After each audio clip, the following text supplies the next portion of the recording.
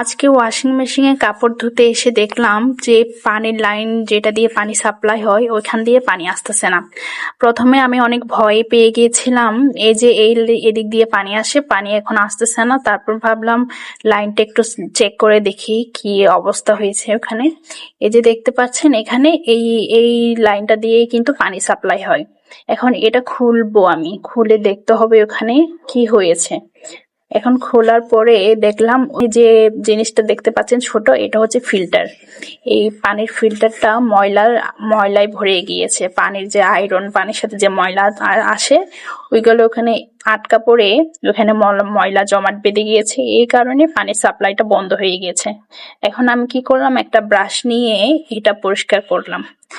এটা পুরোটা খুলেও পরিষ্কার করা যায়, কিন্তু আমি ওই রিস্কটা নিলাম না। ব্রাশ দিয়ে পরিষ্কার করতে করতে এক সময় ওখানে ফেনা ক্রিয়েট হয়েছে। তারপর এটা ভালোভাবে পরিষ্কার করতে করতে দেখেন এক পর্যায়ে এটা পরিষ্কার হয়ে গেল।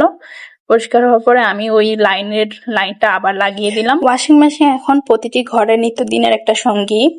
এটা ছাড়া মানুষ এখন অচল বলতে গেলে। তাই এটা আমার অভিজ্ঞতাটা আমি আপনাদের সাথে শেয়ার করলাম, সবার কাজে লাগতে পারে। যদি পানির সাপ্লাই না আসে ঘাবড়ে যাওয়ার কিছুই নেই, আর নিজে নিজে চাইলে এটা আপনারা সবাই পারবেন। এই সামান্য কাজের জন্য বাইরে থেকে লোক এনে অযথা টাকাটা ওয়েস্ট করা ছাড়া আর কিছুই না, আমি মনে করি এটা চাইলে সবাই পারে। আমি আমার জামাইয়ের টাকাটা বাঁচিয়ে দিলাম, আপনারাও চাইলে আপনাদের জামাইয়ের টাকা এইভাবে সেভ করতে পারবেন। আমার এই ভিডিওটি যদি আপনাদের উপকারে এসে থাকে, ভিডিওটি শেয়ার করে অন্যদেরকেও দেখানোর অনুরোধ রইল। সবাইকে অনেক ধন্যবাদ।